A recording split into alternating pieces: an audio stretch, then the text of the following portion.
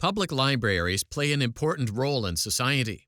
In United States v. American Library Association, the court determined the constitutionality of an act requiring filtering software to be installed on library computers to block access to certain websites. Congress established two types of federal assistance to help public libraries provide Internet access to patrons. The first program allowed qualifying libraries to buy Internet access at a discount. The second gave grants to state library administration agencies to help electronically link information and services among libraries.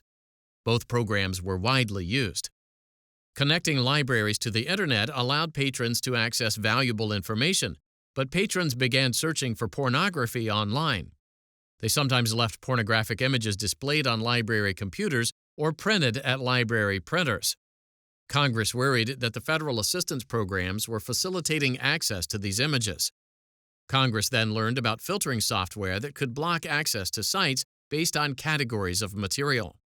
Congress enacted the Children's Internet Protection Act, which stated that a library couldn't receive federal assistance unless it had an Internet safety policy for minors that included a technological protection measure to block or filter access to visual depictions of obscenity or child pornography for patrons of all ages.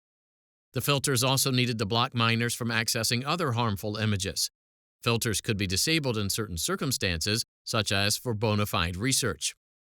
The American Library Association, libraries, patrons, website publishers, and others sued the United States to challenge the constitutionality of the Act's filtering provisions.